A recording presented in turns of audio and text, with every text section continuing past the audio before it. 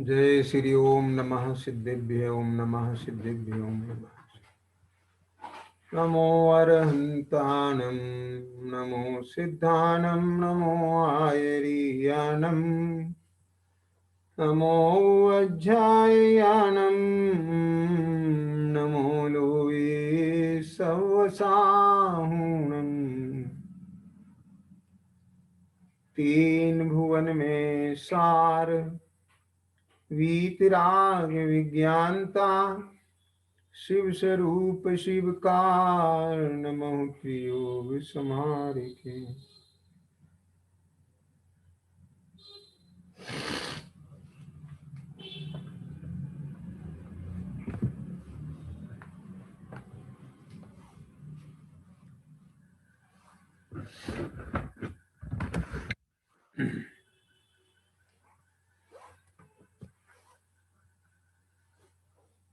छड़ाला जी ग्रंथ के आधार से अपने स्वाध्याय का क्रम चल रहा है और विगत चर्चा में ये बात आई थी कि किस प्रकार से जीव के परिणामों के निमित्त से कर्मों का बंधन होता है। मूर्त कर्म का बंधन है ना, मूर्त पुद्गल का परिणाम है, लेकिन जीव के परिणाम के निमित्त से होता है, इसलिए जीव के साथ भी वह कर्म का बंधन कहा जाता है। ये सब चर्चाएं पहले हुई थी। वो चर्चाएं इसलिए की थी ताकि अपने को कर्म बंधन के स्वरूप का स्पष्ट रूप से ज्ञान हो सके।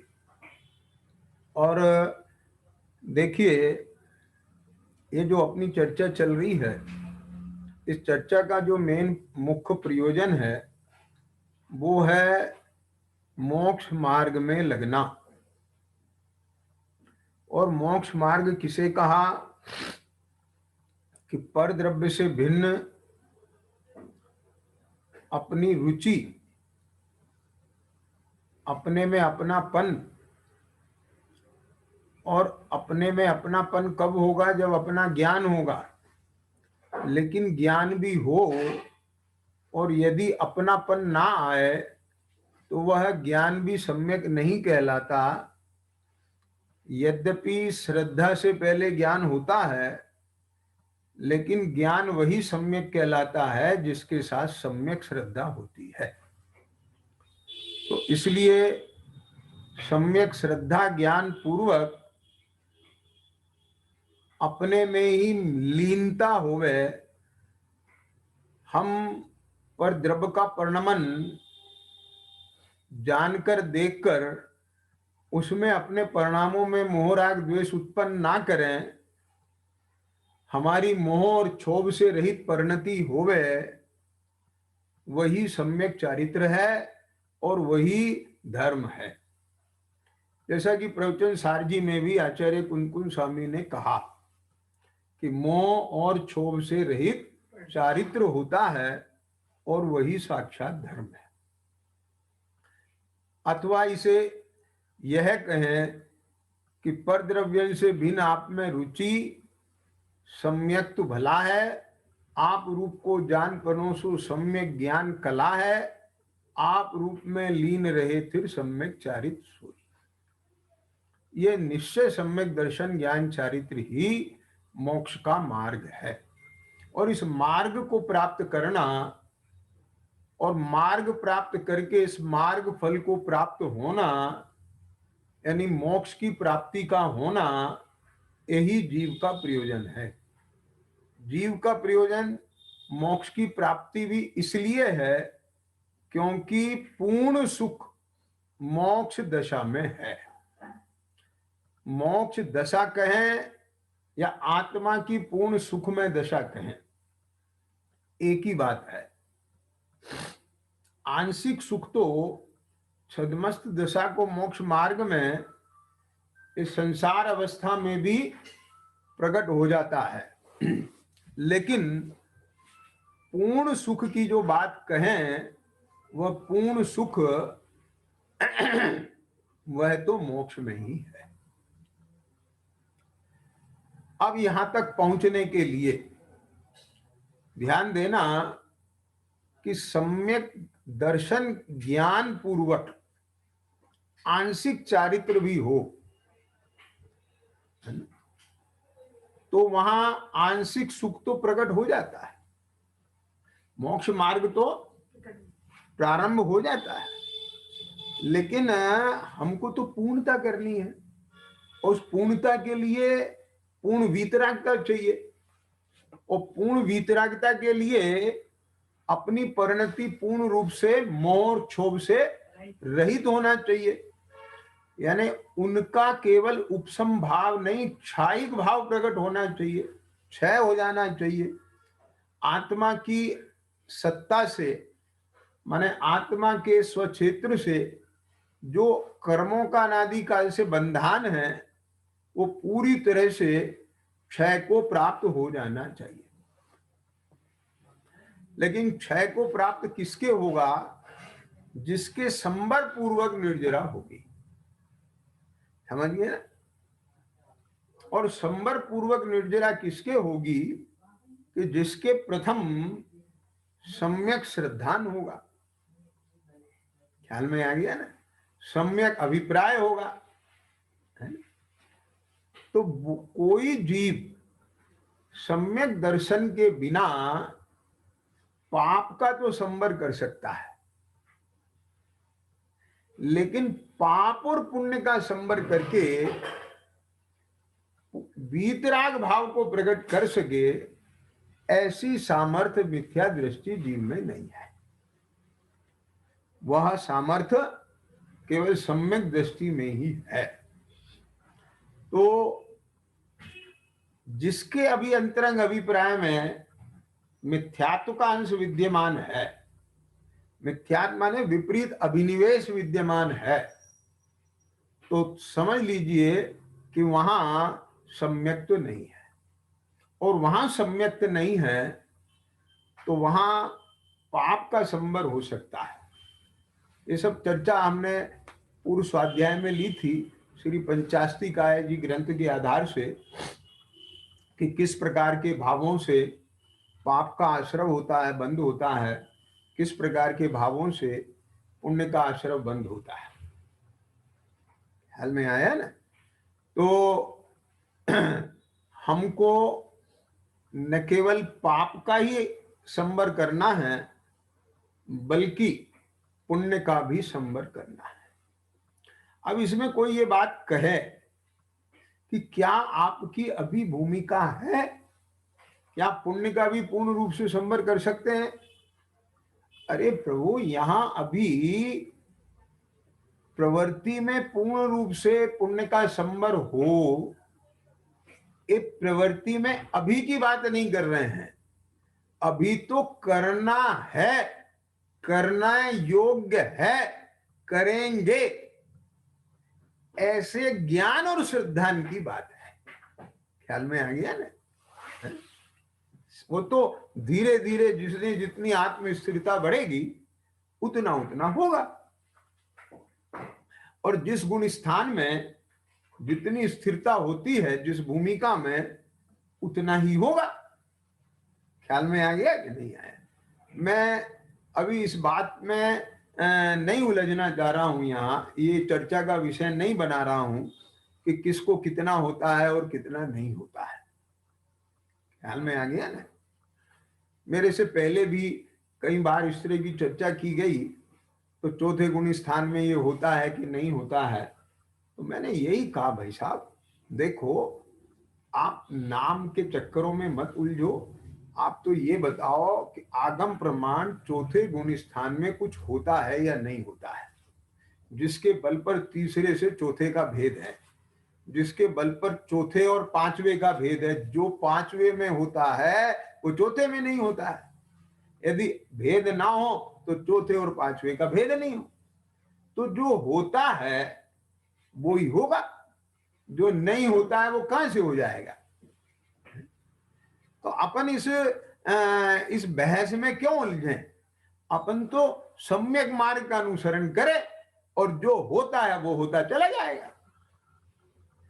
लेकिन पूर्णता का लक्ष्य तो बनना चाहिए ना, ज्ञान में पूर्णता आनी तो चाहिए ना, वो स्वभाव और स्वरूप ज्ञान श्रद्धान का विषय तो बनना चाहिए ना। हेगे उपादेय का निर्णय तो अभी करना पड़ेगा ना। ख्याल में आया है कि ये पाप और पुण्य हे है और बीतराग भाव उपादेय है। समझ में आ गया कि नहीं है? और जिसको ये निर्णय होगा और सम्यक प्रकार से जो मुक्ति के लिए अग्रसर होगा, वो स्वच्छंदता को प्राप्त नहीं होगा। कि क्यों? कि भाई साहब एक बात बताइए कि जिसको बीतराग भाव की श्रद्धा होगी, बीतराग भाव की भावना होगी, उसे बीतरागी परमात्मा की श्रद्धा नहीं होगी। अरे बीतरागी परमात्मा की श्रद्धा नहीं होती तो उनकी बात की श्रद्धा कैसे हो गई? ख्याल में आया ना?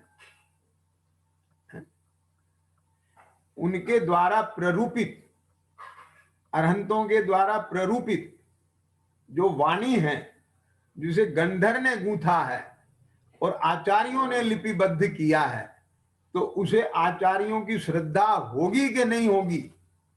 वो आचार्य को मानता है कि नहीं मानता है? यदि नहीं मानता तो शास्त्र को भी नहीं मानता है, क्योंकि शास्त्र लिखे गए तो आचार्यों के द्वारा है, उपाध्याय साधुओं के द्वारा है। यदि शास्त्र को मानता है तो आचार्य उपाध्याय साधु को भी मानता है। क्या कहा?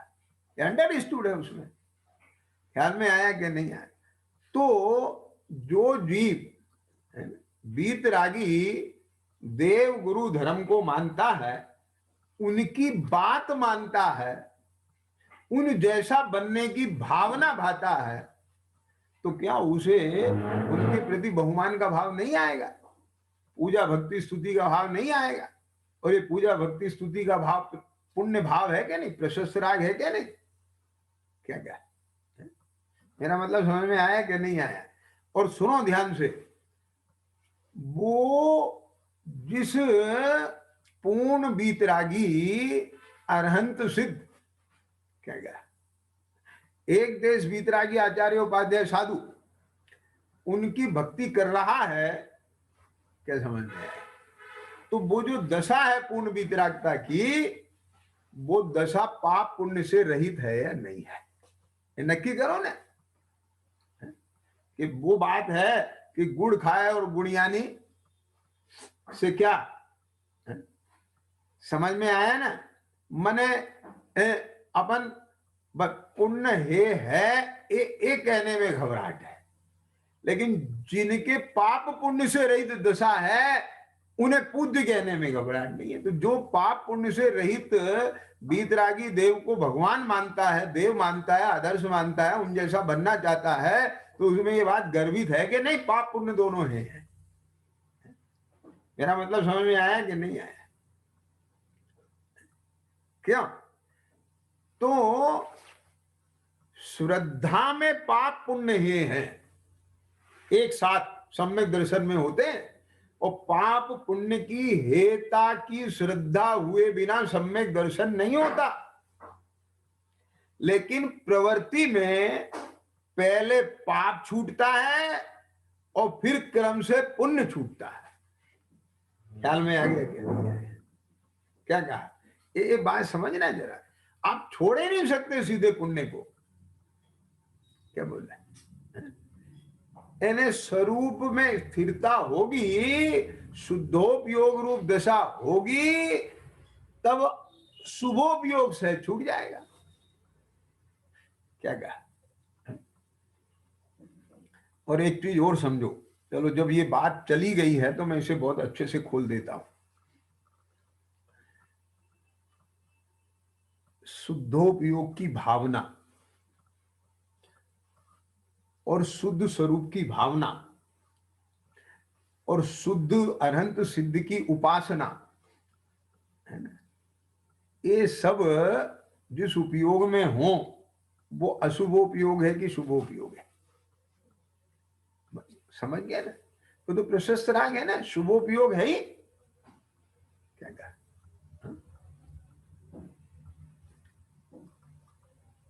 और एक चीज और बताओ, प्रवृत्ति में पुण्य को हे करे और पाप को, सुनना ध्यान से, उपादेय करे। प्रवृत्ति में पुण्य को छोड़ के पाप में जाए, तो मैं आपसे पूछता हूं कि वो पाप, पुण्य को छोड़ के पाप में जो जा रहा है, सुनना ध्यान से सुनिए, क्या कहा? तो वो बुद्धिपूर्वक जा रहा है, यानी श्रद्धान पूर्वक जा रहा है, एक कसाय के धक्के से जा रहा है। बात को समझना जरा, ठीक है? यदि उसकी श्रद्धा ये है कि पुण्य से पाप भला है, तो एक नंबर का मिथ्या दृष्टि है। क्या समझ में आएगी? और जिनके सम्यक दर्शन होता है, उनके अशुभोपयोग भी होता है कि नहीं होता है? गुण स्थान प्रमाण, ये बात आगम से जाहिर है, सभी को नहीं होता, ऊपर के बहुत ऊपर के गुण स्थानों में नहीं होता, ख्याल में, लेकिन नीचे के गुण स्थानों में तो अशुभोपयोग का अस्तित्व पाया जाता है कि नहीं पाया जाता है? क्या समझ में आई बात? तो वो जब अशुभोपयोग प्रवृत्ति में होता है, जिस गुण स्थान में जितने डिग्री का होता है, जितने काल का होता है, तो वो श्रद्धान में पुण्य को हे करके पाप में रूप प्रवृत्ति होती है, या उस समय भी पाप अशुभोपयोग के काल में भी शुभ अशुभ दोनों के प्रति हेता की बुद्धि होती है? बात समझ गए ना? अरे चाहे प्रशस्त शुभ राग शुभोपयोग हो, चाहे अशुभोपयोग हो, ज्ञानी का हेयत्वपना उनको पुण्य पाप दोनों में ही होता है। क्यों? क्योंकि ये दोनों ही आश्रव तत्व है। बात समझेंगे नहीं समझ? और मैं आपको एक चीज बता दूं, चौथे गुण स्थान वर्ती सम्यक दृष्टि अवृत्ति, क्या कहा? भले ही अभी उसके एक देश भी पाप नहीं छूटे, व्रत पूर्वक, नियम पूर्वक, ऐसा नहीं समझ लेना बिल्कुल भ्रष्ट होता है, वो पाक्षिक होता है, भगवान के वचनों का पक्ष है। जैसे रात्रि भोजन नहीं करेगा, मध्यमास मधु नहीं खाता है, जितना बनता है उतना सदाचार रूप पालन करता है, नियमों का निर्वाह करता है, लेकिन जो 12 व्रत हैं उनका प्रतिमा रूप से जो आगमोनुकूल है, उसका बुद्धिपूर्वक नियमवत निरतिचार पालन नहीं कर रहा है। बात समझिए ना? तो अभी वो अव्रती है। और जिसने 12 व्रतों का, है ना, बुद्धिपूर्वक, व्रत पूर्वक, संकल्प पूर्वक, नियम पूर्वक अपने जीवन में प्रतिज्ञा की है, तो वो देशव्रती कहलाता है। अब उसका गुण स्थान कौन सा है, तो अब ये तो अंतर के स्थिरता के हिसाब से मापदंड होता है। आप समझे ना? बाहर में तो द्रव्यलिंग ही देखा जाता है।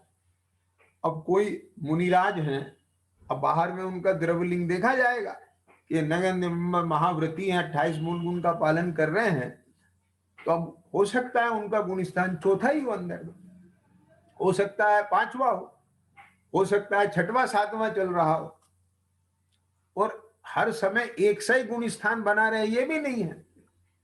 ख्याल में आ गया ना? परिणामों की तारतम्यता, कि देखो कोई जीव 11वें गुण स्थान में जाकर के भी नीचे आ जाता है, तो अपने को तो बाहर से पता नहीं चलेगा कि इस समय इनका कौन सा गुण स्थान चल रहा है। मेरा मतलब समझ में आ गया ना? तो अब ऐसे ही कोई देशव्रती श्रावक है, ख्याल में आया, तो अब अपन नहीं कह सकते कि इसका इस समय गुण स्थान चौथा है या 5वां है, लेकिन बाह्य संयम के अनुसार उसको अपन देशव्रती श्रावक के रूप में ही वो उनके साथ व्यवहार किया जाता है और होना चाहिए। बात समझ गए ना? तो जो विनय सत्कार है यथा योग्य, उसमें उनको देशव्रती श्रावक का ही के रूप में ही स्वीकार किया जाएगा। वहां आप गुण स्थान नहीं देखेंगे कि ये चौथा गुण स्थान है इनका, कि पहला है या पांचवा है। बात समझ गए क्या नहीं समझ में आ गया?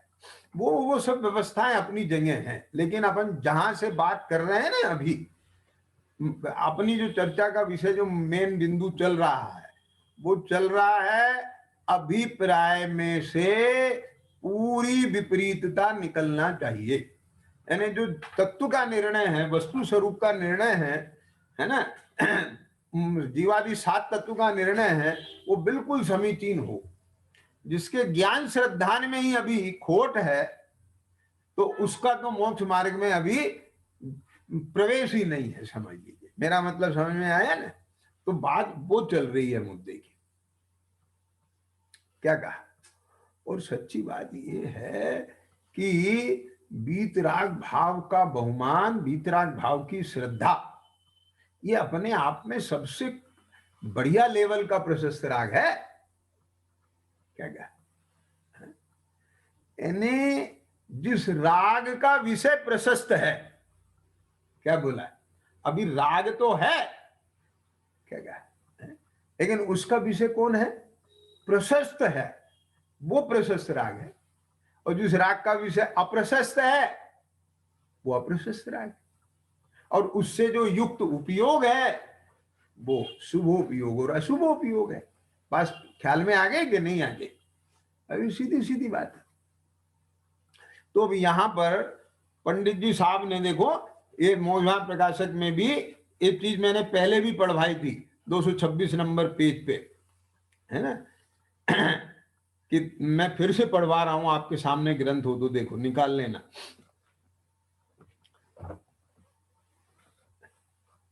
आश्रव तत्व का अन्यथा रूप तथा आश्रव तत्व में जो हिंसादि रूप पापाश्रव हैं, उन्हें तो हे जानता है। ख्याल में आ गया ना? अहिंसादि रूप जो पुण्याश्रव हैं, उन्हें उपादेय मानता है। ठीक है, अब ध्यान से सुनना। हिंसादि रूप भाव, क्या कहा? हिंसादि रूप भाव, वे भाव पापाश्रव हैं, ये तो बात अपनी जगह अलग। लेकिन वे भाव हे हैं या उपादेय हैं, ये ज्ञान श्रद्धान अपनी जगह अलग। तो इसको दो हिस्सों में बात को समझिए।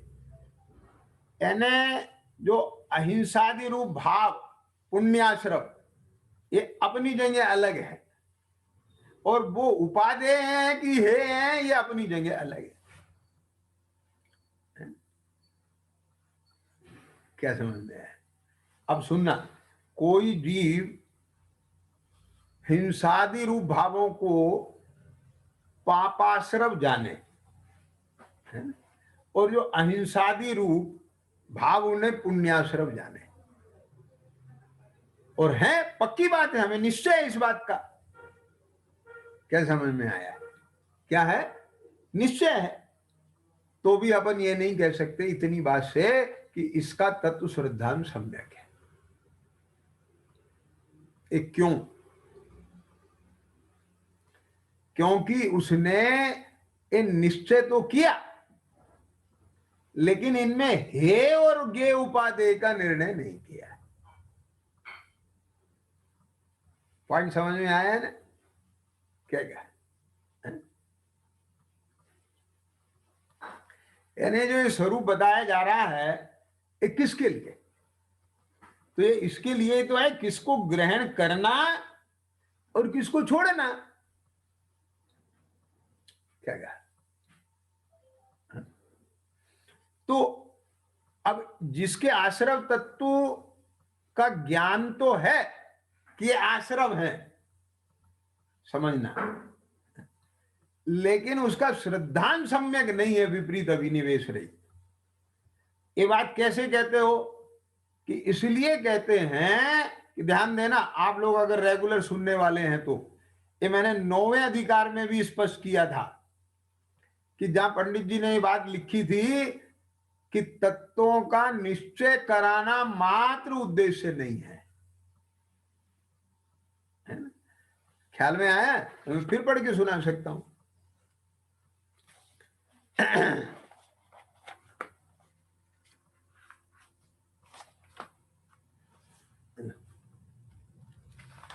निकालो।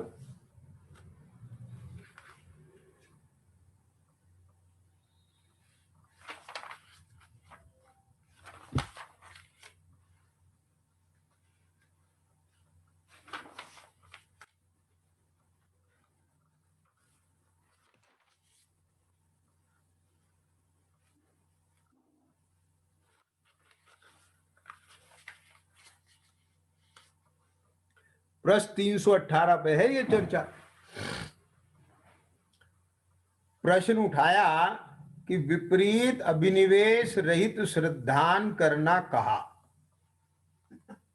है ना? और ये आपको अनेक ग्रंथों में परिभाषा मिल भी जाएगी कि विपरीत अभिनिवेश रहित श्रद्धान का नाम सम्यक दर्शन है। सो प्रयोजन क्या है ये विपरीत अभिनिवेश रहित श्रद्धान का मतलब? तो कितना बढ़िया समाधान है ये, बिल्कुल अपने ज्ञान में सेट करने लायक है कि अभिनिवेश नाम अभिप्राय का। क्या बोला?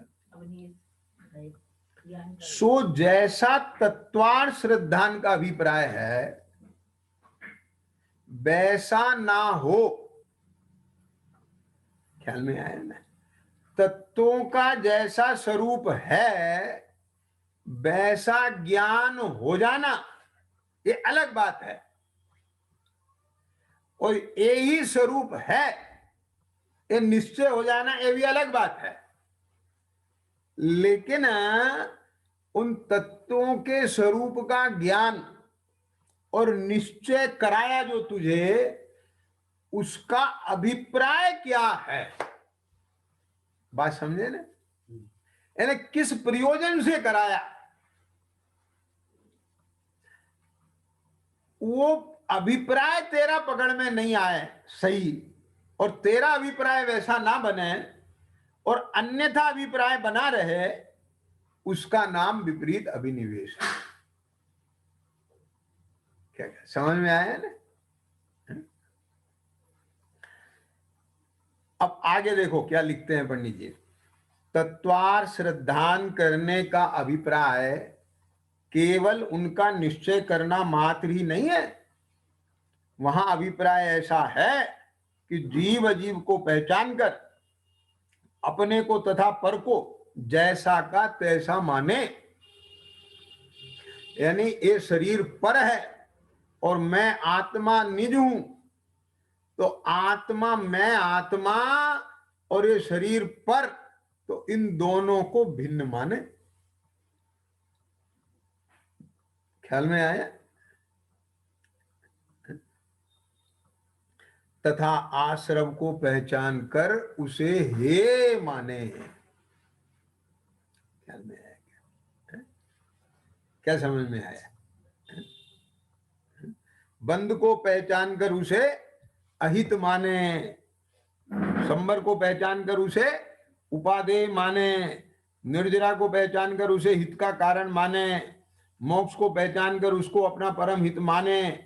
ऐसा तत्वार श्रद्धान का अभिप्राय है। उससे उल्टे अभिप्राय का नाम विपरीत अभिनिवेश है। ख्याल में आ गया ना? अब उल्टा अभिप्राय क्या है कि यदि हिंसादि रूप भाव पापाश्रम है उन्हें तो हे माने, और अहिंसादि रूप पुण्याश्रम है उन्हें उपादेय माने, तो ये विपरीत अभिनिवेश हो गया। ख्याल में आ गया ना? तो ध्यान देना, पाप है और पुण्य उपादेय, तो बीतरागता कहां गई? उसे क्या मानेंगे आप? हे मानेंगे कि उपादेय मानेंगे? बात समझिए ना? क्यों? क्योंकि बीतराग भाव की जाति राग भाव से जुदी है। क्या समझ में आया? नहीं, वो तो बात सही है, लेकिन जो गृहस्थ है ना उनके लिए तो ये पुण्य भाव और प्रशस्त राग उपादेय है। अरे प्रभु ध्यान से सुनना, प्रवृत्ति अलग चीज है और श्रद्धा अलग चीज है। ये बात पकड़ना पड़ेगी आपको। क्या समझ? यदि आप इस पॉइंट पर आपका ज्ञान कॉन्सेप्ट क्लियर नहीं होगा तो झगड़ा नहीं मिट सकता आपके दिमाग से। आपको कोई भी बरगला देगा और आप किसी को भी बरगला देंगे। अरे यहाँ प्रवृत्ति की बात नहीं चल रही है, मैं फिर कह रहा हूं बात, यहाँ श्रद्धा की बात चल रही है अभी। और साफ साफ लिख रहे हैं ना पंडित जी, क्या पढ़ो आप 226 पेज पे, ख्याल में आया है? क्या लिख रहे हैं कि सो ऐसी दशा ना हो तब तक प्रशस्त राग रूप प्रवर्तन करो। तो प्रवर्तन करो का मतलब क्या? श्रद्धा करो। प्रवर्तन का मतलब है प्रवृत्ति करो। क्या कहा? और प्रवृत्ति होती है और होनी चाहिए। क्या कहा? क्यों नहीं होगी?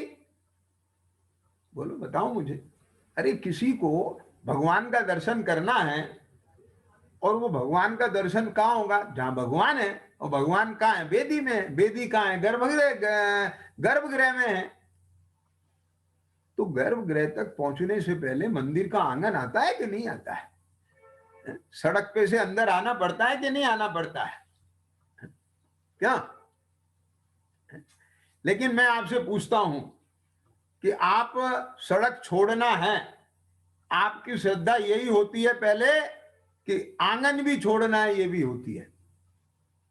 लेकिन अगर गर्भगृह बंद है तो आंगन छोड़ के सड़क पे भाग जाओगे। अभी वहां भीड़ लगी है, आपको अभी घुसने का नंबर नहीं मिल रहा है, तो आंगन छोड़ के सड़क पे भाग जाओगे? नहीं बात। जब तक वीतराग भाव नहीं होता तब तक प्रवृत्ति प्रशस्त राग में ही होती है। वो उसका साधन भी है व्यवहार से। एक कदम कदम पे आचार्यों ने लिखा है और वो बात अपने को स्वीकार है। क्या ख्याल में आया कि नहीं आया? मैं आपको बताता हूं ना, ये पंचाशी का एक ग्रंथ है, इसमें भी ये चर्चा खूब अच्छे से आई है। मैं आपको दिखाता हूं, आपके पास ग्रंथ हो तो निकालो।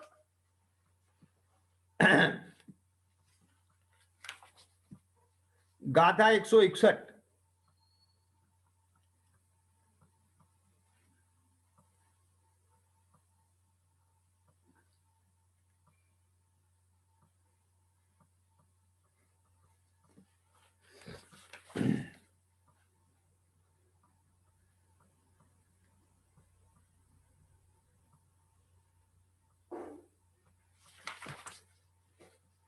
जो आत्मा इन तीन द्वारा वास्तव में समाहित होता हुआ, तीन द्वारा माने सम्यक दर्शन ज्ञान चारित्र द्वारा, वास्तव में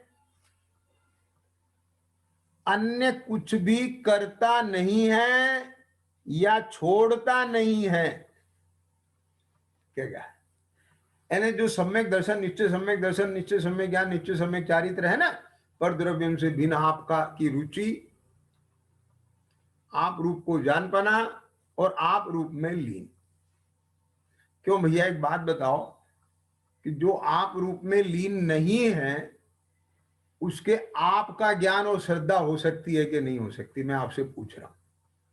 भगवान के दर्शन कहाँ होंगे? भगवान कहाँ हैं?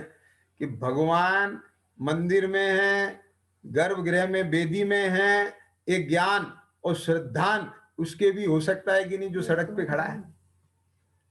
क्यों? लेकिन दर्शन किसके होंगे? सड़क पे खड़े वाले के दर्शन नहीं होंगे, आंगन में खड़े वाले के दर्शन नहीं होंगे। दर्शन तो उसके होंगे जो सड़क छोड़ के आंगन में आएगा और फिर आंगन से गर्भगृह में जाएगा। ख्याल में आया ना? श्रद्धा ज्ञान तो होती है कि नहीं होती? ये सबको मिक्सअप मत करो, वो ज्ञान बहुत जरूरी है भैया। क्या कहा? तो देखो, यहां नक्की करने की बात चल रही है, निर्णय की। समझ में आया? और मैं आपको पढ़ा ही चुका हूं कि प्रवृत्ति अलग चीज है और श्रद्धा ज्ञान अलग चीज है। और इस बात का स्पष्ट रूप से पंडित जी ने खोल के लिखी है ये बात, और कोई नहीं समझे तो उसका फिर कोई इलाज नहीं है। क्या कहा? क्या लिखा है सो ऐसी दशा ना हो। कौन सी दशा ना हो? अब मैं अभी गाथा पढ़वाऊंगा, मैंने बीच में रोक ली है, टेंशन में नहीं आना, है ना। कि कौन सी दशा ना हो? कि वीतराग दशा ना हो। इन वीतराग दशा भी यहां प्रवृत्ति रूप से लेना। क्या कहा? श्रद्धा रूप से गए तो चौथे गुण स्थान वाले को वीतरागता की श्रद्धा है। क्या समझ में आया? श्रद्धा माने ए ही दशा प्रकट करने योग्य है। ये श्रद्धा है कि नहीं उसकी? ये श्रद्धा ना हो तो सम्यक दर्शन गाएगा। क्या समझ में आया? विचार करो आप। क्या कहा? लेकिन अभी प्रवृत्ति में वीतराग दशा नहीं है। क्या क्या क्या दशा माने प्रवृत्ति में, परिणति में। अभी जब तक सो ऐसी दशा ना हो। कैसी दशा ना हो? अब इसके लिए ऊपर वाला पैराग्राफ पढ़ता हूं। मैं कहता हूं आप लोग ग्रंथ सामने रख के बैठे तो आपको आनंद आएगा। कि हिंसा में मारने की बुद्धि हो, परंतु उसकी आयु पूर्ण हुए बिना जीव मरता नहीं है, यह अपनी द्वेष परिणति से आप ही पाप बांधता है। अब आप अपने आप भाव खोटे करते रहो और उस जीव का तो जो होना है सो होगा। आप किसी के बारे में अपने परिणाम खराब करते रहो, अब उस जीव का जो होना है वो तो वो होगा। उसके पाप पुण्य के अधीन है, आपके सोचने के अधीन नहीं है। लेकिन आप किसी के प्रति अपने परिणाम बिगाड़ोगे तो आपको पाप का बंध होगा। समझ में आया? है? मारने की बुद्धि करोगे तो अपनी द्वेष परिणति से पाप बांधोगे, और बचाने की बुद्धि करोगे, भाव करोगे तो अपने परिणाम से पुण्य बांधोगे। लेकिन उसका भला बुरा होना वो आपके भावना से है कि उसके उदय से है। तो अहिंसा में रक्षा करने की बुद्धि हो, परंतु उसकी आयु शेष है तो वो बचेगा, और आयु शेष नहीं है तो नहीं बचेगा। लेकिन आपने भाव किया और आपने प्रयास किया तो आपकी भावना से, परिणामों से आपको पुण्य का आश्रय बंद होगा। क्या समझ में आ गया? अब आप प्रद्युम्न चरित्र पढ़े तो उसमें जब वो पूर्व भव का वैरी उस छोटे बालक को उठा के ले गया और शिला के नीचे दबा दिया, तो वो उसने फिर वहां पर उसका पालन पोषण हुआ, वो सब कथानक है ना। तो वहां सोतेले जो भाई थे उन्होंने उसे 16 दफे मारने की कोशिश की। आप पढ़ना। तो उनके जो परिणाम मारने के थे तो हर जगह पाप बांध रहे थे, लेकिन वो 16 की 16 जगह मरा तो नहीं, लेकिन बहुत बहुत वैभव और बड़ी बड़ी विद्याएं लेके आया। आप समझ गए ना? तो उस जीव का भी तो अपना पाप पुण्य काम करेगा ना। और यदि तुम्हारे भावों से ही कोई मर जाएगा, जी जाएगा, तो भी आयु कर्म का क्या औचित्य रहेगा? नक्की करो ना। क्या है? मैं इसे मार दूं, अब मेरे मारने से वो मर जाए तो भी उसकी आयु कर्म का क्या रोल रहा? और मेरे बचाने से बच जाए तो भी उसकी आयु कर्म का रोल क्या रहा? फिर तो मेरे भावों से चला ना। अरे जीव मरता है अपने आयु कर्म से, बचता है अपनी आयु कर्म से, लेकिन हमारे भाव से हम अपना आश्रय बंद करते हैं। क्या क्या किसी का भला बुरा होता है उसके कर्मानुसार, लेकिन हम उसके प्रति सद्भाव करते हैं तो प्रशस्त पुण्य प्रकृतियों का बंद करते हैं। और अगर हम उसके प्रति जो है असद भाव करते हैं, सहयोग के खोटे भाव करते हैं, दुर्भाव रखते हैं, तो हम अपना पाप बांधते हैं।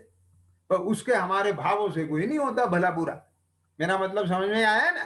तो वही बात कह रहे हैं पंडित जी, यह अपनी प्रशस्त राग परिणति से आप ही पुण्य बांधता है।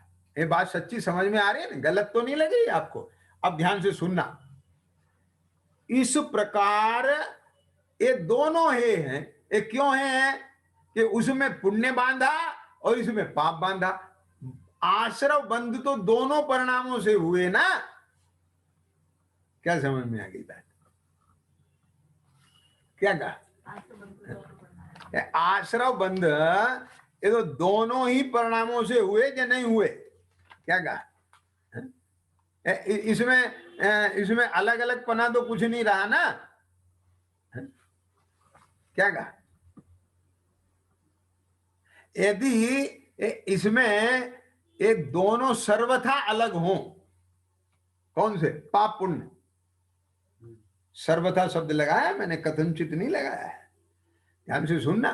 सर्वथा एक भी नहीं है और सर्वथा अलग भी नहीं है। एक क्यों? कि अगर एक ही होते तो पाप पुण्य के दो भेद नहीं किए जाते, है ना? जहां जहां जिसका जो जो रोल है, उपयोगिता है पाप की और पुण्य की, वो अपनी जगह है। क्या कहा? समझ में आया ना? उनमें भेद किए हैं, इसका मतलब ये भी नहीं समझ लेना कि वो सर्वथा हो गया है। ये पंचाशती काय जी की 156 नंबर की गाथा है मेरे सामने। क्या लिखा है यहां? जो पर दव्वमहि सुहम असुहम रागेण कुणदिजदि भावम सोसग चरित भट्टो परिचर्य चरोहवदि जीवो। कि जो राग से पर द्रव्य में शुभ या अशुभ भाव करता है, एक आचार्य कुंकुन स्वामी की ओरिजिनल है ये गाथा। वह जीव स्वचारित्र भ्रष्ट ऐसा पर चारित्र का आचरण करने वाला है। क्या समझ में है? तो फिर आचार्य देव ये क्यों लिखते शुभ या अशुभ?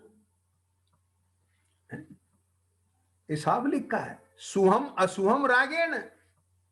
ये प्राकृत की गाथा में से निकाल के बताता हूं, हिंदी में गड़बड़ी हो सकती है पर प्राकृत में तो लिखा है ना साफ। जो पर दव्वम ही सुहम, सुहम माने शुभ, असुहम माने अशुभ, रागेण कुणद यदि भावम। ख्याल में आ गया ना? क्या? तो इसका मतलब क्या है कि शुभ अशुभ ये दोनों एक है, यहां एक कर दिए। बात समझ में आएगी नहीं? लेकिन जैसा अशुभ भाव है वैसा शुभ भाव नहीं है। और सुनो भाई साहब, एक ही जगह एक चीज नहीं चलेगी, बहुत सारी विवक्षाएं हैं। हाँ जी, ये भेद क्यों है? क्योंकि या तो जीव की, सुनना ध्यान से, वीतराग दशा होगी, परिणति, या राग की होगी। क्या? अब राग तो कुछ ना कुछ करेगा। राग माने पर की तरफ देखेगा, पर के गीत गाएगा। अब यदि राग संसार शरीर भोगों के गीत गाता है, मेरा मतलब समझ में आ गया ना? पंचेंद्रिय के विषयों के सेवन की अभिलाषा करता है, तो उस राग को अशुभ राग कहा। सुनना ध्यान से। अब यदि वो राग जिन्होंने पंचेंद्रिय के विषयों को जीत लिया है, राग द्वेष का अभाव कर दिया है, ध्यान से सुनना, उन वीतरागियों की महिमा करता है, तो उस राग को प्रशस्त कहा है। कितनी गजब की बात है। यानी राग को भी तब प्रशस्त राग का पद मिलेगा जो राग वीतरागी के गीत गाएगा। मतलब किसके? उसके गीत गाएगा जिसने राग को मेट दिया, राग का नाश कर दिया। अरे राग का नाश करने वाले के गीत गाने वाले का राग, वो राग प्रशस्त राग कहलाता है। मेरा मतलब समझ में आया कि नहीं आया? क्या? यानी वो विभीषण जो राक्षस कुल में जन्मा, लेकिन रावण का नाश करने वाले राम की शरण में गया, वो प्रशस्त राग कहलाता है। समझ में आ गया कि नहीं है? क्या कहा? उसने अपने कुल को नहीं देखा, ये मैं राक्षस कुल का हूं। क्या ये बात समझे ना? उनने देखा राम है और मैं कौन हूं, मैं तो राक्षस वंश का हूं। नहीं, यहां बात उसकी नहीं है, बात यह है रावण गलत है और राम सही है। तो राज ने यह नहीं देखा कि मैं आश्रव के कुल का हूं, उनने ये देखा राग हे है और वीतरागता उपाधि है। क्या समझ में आ गई बात? ये वीतरागता धर्म है और राग अधर्म है। ये देखने वाला, एक कहने वाला जो राग है वो प्रशस्त राग है। क्या समझ में आ गया है? और जिसके राग मात्र में हेतु की श्रद्धा हो और वीतरागता में उपाधि हेतु की श्रद्धा हो, ऐसे सम्यक श्रद्धानी जीव के वर्तता हुआ प्रशस्त राग भी परंपरा से मोक्ष का कारण आचार्यों ने कहा है। इसमें हमें कोई तकलीफ नहीं है, ख्याल में होना नहीं चाहिए, क्योंकि वो है। लेकिन किसके, बात समझ में आ गया कि नहीं है? और वो बनेगा भी, ये क्यों नहीं बनेगा? क्योंकि वो प्रशस्त राग राग राग पर कुठाराघात कर रहा है और वीतरागता की महिमा गा रहा है। तो वो क्रम से उस प्रशस्त राग का भाव करके जीव वीतरागता को ग्रहण करेगा।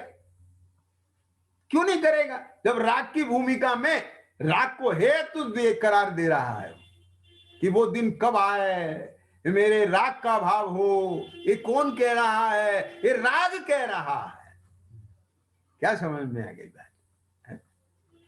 ये राग के तो विकल्प है, ये राग के ही तो भाव है। ये ज्ञानियों का राग ऐसा ही तो होता है। ये ज्ञानियों का राग ये नहीं होता है हे भगवान मेरे को ऐसा पुण्य बंधे जिसमें मेरे को अनुकूल पुण्य फले और मैं उसे भोगूं। ये तो संसार की श्रद्धा है, ये तो पंचेंद्रिय के विषय भोगों का राग है। तेरे भगवान के राग में भी अंदर जाके देखें तो तेरा अभिप्राय अनुकूलता के राग में है, तेरा अभिप्राय पंचेंद्रिय का राग है। वहां तुझे देह में एकत्वपना है, देह के विषयों में तेरा सुखपना पड़ा हुआ है। देखो अंदर कुरेद क्या। तो उस राग को हम प्रशस्त राग कैसे कह सकते हैं? प्रवृत्ति में भले ही दिखाई देता हो, पर यदि अभिप्राय के स्थल पे जाके देखोगे तो वह अभिप्राय खोटा है। क्या कहा? बात समझे ना? वो तो छल करके आया है। क्या मेरा मतलब समझ गए ना भैया?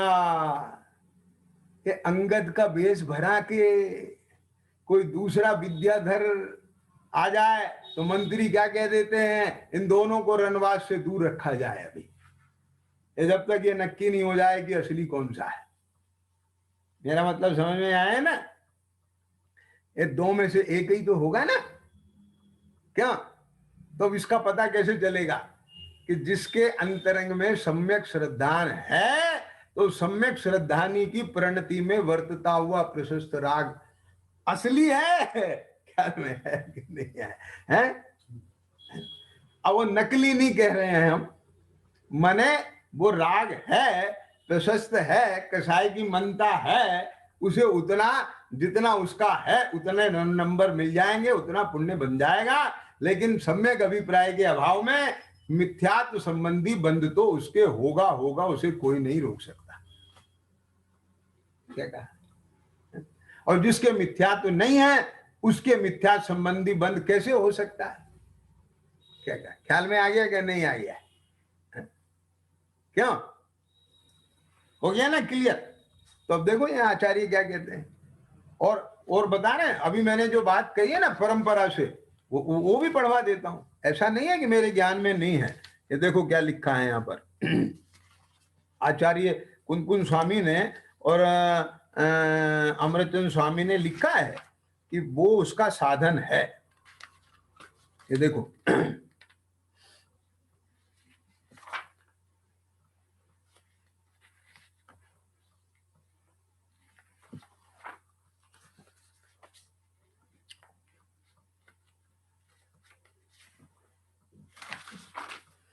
ये जो मैं 161वीं गाथा जो आरंभ की थी ना, उसे अब पढ़ रहा हूं। जो आत्मा इन तीन द्वारा वास्तव में समाहित होता है, वास्तव में, है ना, अन्य कुछ भी करता नहीं या छोड़ता नहीं, क्योंकि ये सब राग है, विकल्प है, और इन सब से शुभाशुभ भाव ज्ञान नहीं है, ये समझ लीजिए। वो अपने स्वरूप में ही लीन है, वह निश्चय न से मोक्ष मार्ग कहा गया है। ख्याल में आ गया? तो अब टीकाकार आचार्य अमृतचंद स्वामी ने देखो क्या कहा, व्यवहार मोक्ष मार्ग के साध्य रूप से, ध्यान देना, जबकि गाथा में आचार्य कुंकुम स्वामी ने कहीं व्यवहार मोक्ष मार्ग की चर्चा नहीं की। क्या कहा? लेकिन गुरु शिष्य के ऐसे गजब की चीजें हैं, और समय सार जी में भी मिलता है कि कोई जीव जरा सा भी छल ग्रहण ना कर ले। ये बात का बहुत अच्छे से क्या कहना चाहिए, समन्वय दिखाई देता है, उसको संभाला है।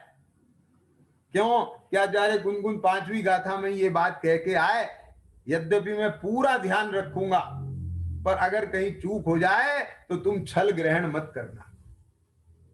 ख्याल में आया? जो जो अभिप्राय है भगवान का और सब हमारा, और जितने भी ज्ञानी धर्मात्मा जीव होते हैं उनका, वो एकमात्र यही होता है, और उस अभिप्राय की पूर्ति के लिए ही ये सब बातें कही जाती है ना। कुम्हार कहीं थाप मारता है, कहीं संभाल करता है। माँ बाप भी संतान को कहीं डांटते फटकारते हैं, कहीं पुचकारते हैं। गुरु भी शिष्य को कहीं प्रताड़ना भी करते हैं, और कहीं जो है उसको पढ़ाते लिखाते भी हैं और प्रशंसा भी करते हैं। लेकिन सबका अभिप्राय हित का होता है, अच्छा करने का होता है। समझ में आया कि नहीं आया? अब कोई उसका उल्टा अर्थ लगा ले तो उसका तो कोई इलाज नहीं है भैया। तो देखो कहां से टीका आरंभ की उन्होंने, व्यवहार मोक्ष मार्ग के साध्य रूप से निश्चय मोक्ष मार्ग का ये कथन है। सम्यक दर्शन ज्ञान चारित्र द्वारा समाहित हुआ आत्मा ही जीव स्वभाव में नियत चारित्र रूप होने के कारण निश्चय से मोक्ष मार्ग है। अब यह आत्मा वास्तव में कथनचित अनादि अविद्या के नाश द्वारा, यानी मिथ्यात्व का नाश हो गया। क्या क्या? अनादि अविद्या के नाश माने मिथ्यात्व का नाश हो गया, व्यवहार मोक्ष मार्ग को प्राप्त करता हुआ। अब पहले व्यवहार मोक्ष मार्ग को प्राप्त होगा, कारण सो व्यवहारो, ये पूर्वचर व्यवहार की बात है ना। व्यवहार मोक्ष मार्ग को प्राप्त करता हुआ। अब देखो क्या लिखा, धर्मादि संबंधी तत्वार्थ अश्रद्धान के, अंग पूर्वगत पदार्थों संबंधी अज्ञान के और अतप में चेष्टा के त्याग हेतु से, तथा धर्मादि संबंधी तत्वार्थ श्रद्धान के, यानी वो पहले विपरीत का निषेध किया। ख्याल में आया? यानी जो धर्मादि संबंधी तत्व अश्रद्धान है, उसको तो धर्मादि संबंधी तत्व श्रद्धान करके, और जो अंगपूर्व संबंधी पदार्थ संबंधी अज्ञान है उसको उसका ज्ञान करके, और जो अतप में चेष्टा है के त्याग हेतु से है, उसे तप में चेष्टा के ग्रहण हेतु से विविक्त भाव रूप व्यवहार करता हुआ, है ना। और किसी कारण से, ध्यान से सुनना, ये बहुत अच्छी लाइन है, विविक्त भाव रूप व्यवहार करता हुआ, यानी वहां उसके पूरी सजगता है, ज्ञान की विवेकता है, और उसको बराबर हेगे उपादेय का तो निर्णय है ही। क्या समझ में है? लेकिन प्रवृत्ति संबंधी भी विवेक है उसको। ये वही बात, अब यहां पर मैं बीच में वो ला रहा हूं 226 वाली बात। ये क्या है ना? समझ में आया कि बीतराग होकर दृष्टा ज्ञाता रूप प्रवर्ते, वो निर्बंध है, सो उपादेय है। पर जब तक ऐसी दशा ना हो तब तक प्रशस्त राग रूप प्रवर्तन करो। अब ये बात लिख दी कहां? 226 पेज पे, मोक्षमार्ग प्रकाश जी में टोडरमल जी साहब ने। लेकिन साथ में फिर उन्हें लगा कि कहीं कोई ऐसा ना समझ ले कि प्रशस्त राग रूप प्रवर्तन करो का मतलब उसे उपादेय मान लो, तो उनने फिर परंतु लिखा। परंतु श्रद्धांत तो ऐसा रखो कि यह भी बंध का कारण है, हे है। क्या कहा? और ये क्यों लिखा? ऐसी दशा ना हो तब तक प्रशस्त राग रूप प्रवर्तन करो कि हमने बात श्रद्धा से की और कोई उसे प्रवृत्ति में भी मान ले, और समझ गया ना, और बीत राग दशा तो हो वह नहीं, और प्रशस्त राग को भी छोड़ दे तो क्या होगा? पुण्य छोड़ के और पाप में जाएगा तो और उसकी गति खराब हो जाएगी और धर्म का अवकाश भी नहीं रहेगा, तत्वों को समझने का गुंजाइश निमित्त भी नहीं मिलेंगे, मोक्ष मार्ग के निमित्त भी नहीं मिलेंगे, तो क्या होगा? इसलिए उन्होंने लिखा ऐसी दशा ना हो तो प्रशस्त राग रूप प्रवर्तन करो, परंतु श्रद्धान रखो ये भी बंध का कारण है, हे है। क्योंकि श्रद्धान में इसे मोक्ष मार्ग जाने तो मिथ्या दृष्टि ही होता है। सम्यक दृष्टि क्या होता है कि श्रद्धान में तो हे जानता है, मानता है, लेकिन प्रवृत्ति में विवेक होता है। एक बहुत गजब की बात मैंने बताई आपको। क्या बोला? इस श्रद्धान में तो हे होता है और प्रवृत्ति में विवेक होता है। क्या समझ में आया? अब वो देखो यहां ये बात कह रहे हैं अमृतचंद स्वामी, ये क्या कह रहे हैं? 235 स्पष्ट है, 161वीं गाथा की टीका। विविक्त भाव रूप व्यापार करता हुआ, यानी हे और उपादेय का विवेक करके, है ना? ख्याल में आया कि नहीं आया? अब उसमें विवेक आ गया ना, तो उस व्यापार में सारी चीजें आ गई। जब तक वो दशा नहीं होती तो हमें क्या साधन रूप से अंगीकार करना है, और साधन रूप से अंगीकार तो करना है, तो श्रद्धान में हमारे ये भी है, तो उपादेय तो यहाँ आना है, और यहां आने के लिए ही हम इसे साधन रूप में अंगीकार कर रहे हैं। प्रभुचंद साहब जी की चरणानुयोग टूलिका में ये बात क्या कह के चले हैं कुनकुन स्वामी? हे पंचाचार, मैं आपको तब तक के लिए अंगीकार करता हूं। क्या समझ में है ना?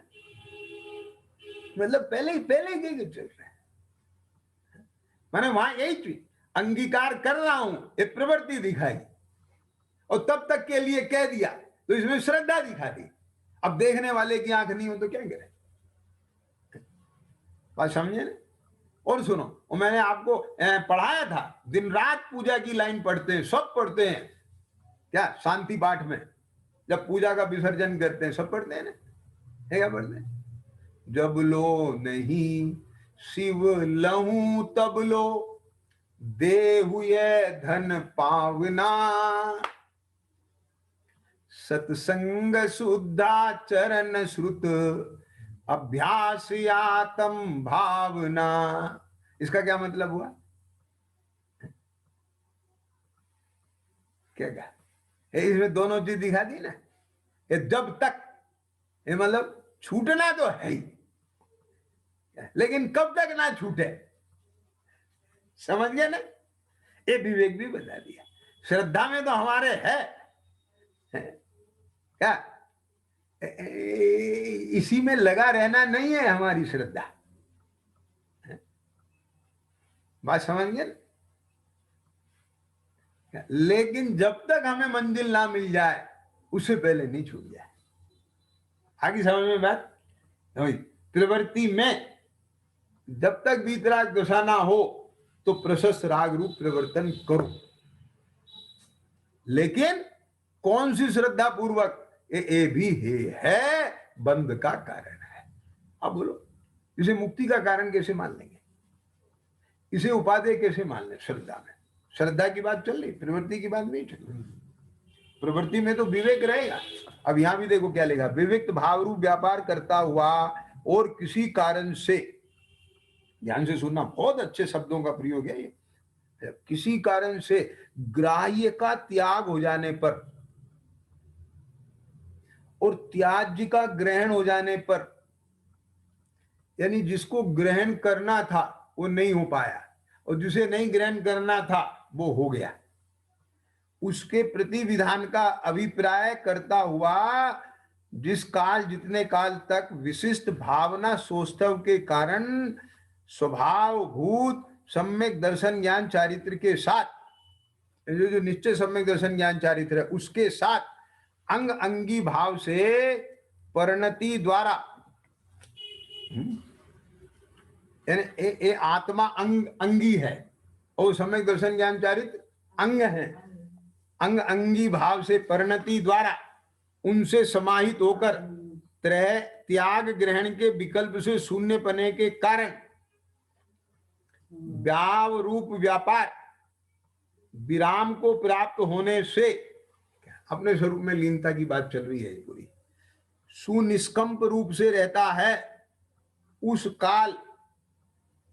काल जितने समय यहां रहता है निष्कंप रूप से, सम्यक प्रकार से सु लगा दिया इसलिए, उस काल और उतने काल तक यही आत्मा जीव स्वभाव में नियत चारित्र रूप होने के कारण निश्चय से मोक्ष मार्ग कहलाता है। इसलिए निश्चय मोक्ष मार्ग और व्यवहार मोक्ष मार्ग को साध्य साधन पना अत्यंत घटित होता है। क्या लिखा? साध्य साधन पना है। व्यवहार मोक्ष मार्ग साधन है और निश्चय मोक्ष मार्ग साध्य है। होता है, आचार्य कह रहे हैं। मेरा मतलब समझ में आ गया क्या नहीं है? ये बहुत अच्छे हैं, सब चीजों को बहुत अच्छे से समझो, और यदि बिल्कुल स्पष्ट होगा वस्तु स्वरूप ज्ञान में तो मोक्ष मार्ग सुंदर रीति से सधेगा। ख्याल में आया ना? इस जगत में 3 परिणति वाले जीव होते हैं भैया। समय तो हो रहा है लेकिन बात आ रही है तो सुन लो। 3 परिणति वाले जीव होते हैं। एक होते हैं भोले, क्या कहा? हाँ? समझ गए ना? सीधे साधे बिल्कुल। भोले कैसे होते हैं? उन्हें जो कह दे वैसे मान जाते हैं। क्या कहा? और एक कैसे होते हैं? होशियार, चालाक। वे चालाक कैसे होते हैं? वे चालाक कैसे होते हैं? वे किसी के ठगे में तो नहीं आते लेकिन भोलों को ठगते हैं। समझिए ना? और एक होते हैं समझदार। क्या समझ में आया? वे कैसे होते हैं? वे ना ठगे में आते हैं ना भोलों को ठगते हैं। कैसे होते हैं? तो अपने को कौन सा बनना है? ना तो मूर्ख बनना है और ना किसी को ठगना है और ना किसी से ठगा जाना है। ख्याल में आ गया? तो वो तभी संभव है जब हमें वस्तु स्वरूप का सही प्रकार से निर्णय हो। इसके लिए बात चल रही है और मैंने आपको इसके लिए ही ये सब पढ़ाया है ना? तो बीच में बात ना रह जाए इसके लिए मैं फिर से ये बात कह करके अभी का वक्तव्य पूरा करूंगा। एक क्या कि हमको सही आशय ज्ञान में आए तब समझ लेना कि विपरीत अभिनिवेश रही श्रद्धान हुआ है। और पंडित जी ने ये बिल्कुल स्पष्ट रूप से बात कही। ये क्या कही कि सो ऐसी दशा ना हो। कैसी दशा ना हो? कि जब तक वीतराग दशा ना हो तब तक प्रशस्त राग रूप प्रवर्तन करो। और करेगा, क्यों नहीं करेगा? जो वीतराग दशा जो चाहता है तो वो क्या करेगा? राग की भूमिका में वीतरागता की पूजा करेगा, उपासना करेगा, भक्ति करेगा, उन जैसी बनने की भावना करेगा और अपने रागादि भावों का क्या करेगा? प्रायश्चित करेगा, निंदा करेगा। ये सब प्रशस्त रागी है। ये एक ही प्रकार का नहीं होता है, अनेक प्रकार का होता है। किसी जीव की आप संसार में सब स्थितियां देखते हैं, उसके बारे में आपको भाव आता है कि अरे देखो ये जीव मिथ्यात्व के वशीभूत होकर कैसी दशा प्राप्त कर रहा है। ये भी सब प्रशस्त रागी तो है।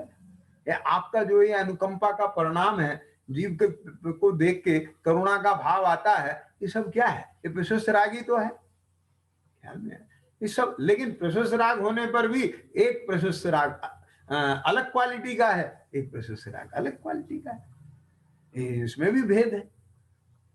ख्याल में आ गया? तो अब इन सब चीजों को हम बहुत सावधानी से, बारीकी से समझें, पहचानें और अपना हित करें, इसी मंगल भावना के साथ अब आज की स्वाध्याय विराम लेता हूँ। सहजानंदी शुद्ध स्वरूप